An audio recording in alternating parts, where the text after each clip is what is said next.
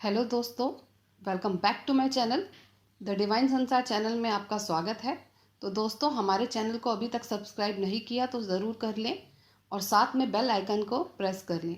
आपके लिए हम ऐसे ही भक्ति और मनोरंजन व्रत कथाएं लाते रहेंगे। तो दोस्तों, आज की कथा का टॉपिक है दुबड़ी सप्तमी की व्रत कथा और विधि। सबसे पहले शुरू करते हैं इसकी विधि। यह त्यौहार भादो सदी साते को आता है। इस दिन दुबड़ी की पूजा करनी चाहिए। एक पट्टे पर दुबड़ी, कुछ बच्चों की मूर्ति, सर्पों की मूर्ति, एक मटका और एक औरत का चित्र मिट्टी की बना लेवें। उनको चावल, जल, दूध, रोली, आटा, घी, चीनी मिलाकर लोई बनाकर उनसे पूजें। दक्षिणा चढ़ावें और भीगा हुआ बाजरा चढ़ावें। मोट बाजरे का बायना निकालकर सासू जी को पांव लगाकर दे देवें। फिर दुबरी साते की कहानी सुनें। इस दिन ठंडा भोजन खाना चाहिए। यदि इसी साल किसी लड़की का विवाह हुआ हो तो वह उजमन करे। उजमन में मोट बाजरे की 16 कुंडी एक थाली में लेकर तथा 1 रुपया वह एक साड़ी रखकर हाथ फेरकर अपने सासू जी को पांव लगाकर दे दें। कथा। एक साहूकार था, उसके 7 बेटे थे। जब वह अपने किसी बेटे का विवाह करता, उसी समय उसका बेटा मर जाता था। इस प्रकार उसके 6 बेटे मर चुके थे। सबसे छोटा बेटा बाकी था। एक दिन की बात है कि छोटे बेटे का विवाह की बात चली। शादी तय हो गई। रिश्तेदारों को न्योता भी भेज दिया गया। जब इसके लड़के की बुआ आ रही थी तो उसी रास्ते में एक बुढ़िया मिली। वह चक्की से आटा पीस रही थी। वहाँ लड़के की बुआ बैठ गई और बुढ़िया के पाँव लगी। बुढ़िया बोली, बेटी तू कहाँ जा रही है? तब उसने सब हाल कह सुनाया। बुढ़िया बोली, वह तो घर से निकलने पर दरवाजे से दबकर मर जाएगा। अगर वहाँ से भी बच गया तो रास्ते में बारात रुकेगी, वहाँ पेड़ गिर जाएगा। अगर वहाँ से बच गया तो ससुराल में दरवाजा गिरने पर दबकर मर जाएगा।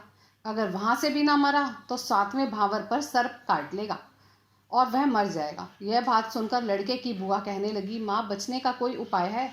तब बुढ़िया बोली, है तो सही परंतु कठिन है। सुन, उस लड़के को पीछे की दीवार फोड़कर निकालना, पेड़ के नीचे बारात न रुकने देना, ससुराल में भी पीछे से दरवाजा कराकर ले जाना, भावरों पर एक कटोरा दूध का भरकर रख लेना और एक तांत का फासा बनाकर रख देना। जब वह सांप आवे तो दूध पिलाकर बांध लेना। फिर सांपिन आवेगी और वह सांप मांगेगी। तब तुम उससे अपने 6 भतीजों को मांग लेना, वह उन्हें जीवित कर देगी।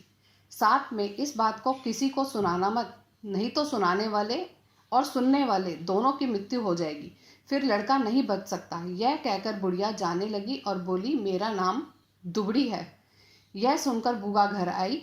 जब बारात जाने लगी तब वह रास्ता रोककर खड़ी हो गई और कहने लगी, पीछे से दरवाजा बनाकर ले जाओ। तब पीछे से दरवाजे से लड़का निकाला तो घर का पुराना दरवाजा गिर गया। तब सब कहने लगे, बुआ ने तो अच्छा किया।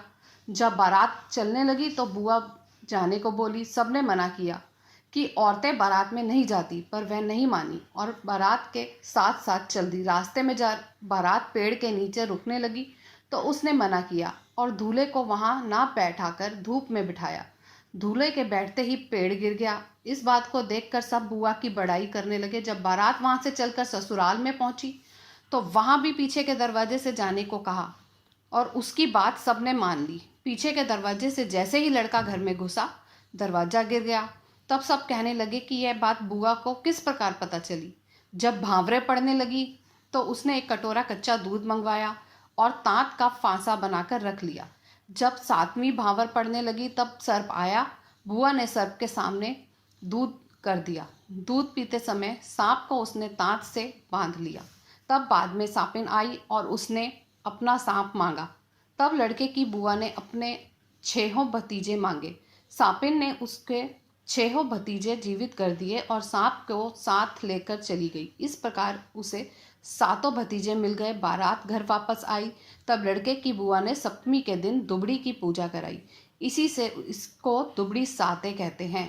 हे दुबड़ी मैया, जैसे तुमने बुआ के 7 भतीजे दिए वैसे सबको देना। कथा समाप्त। धन्यवाद।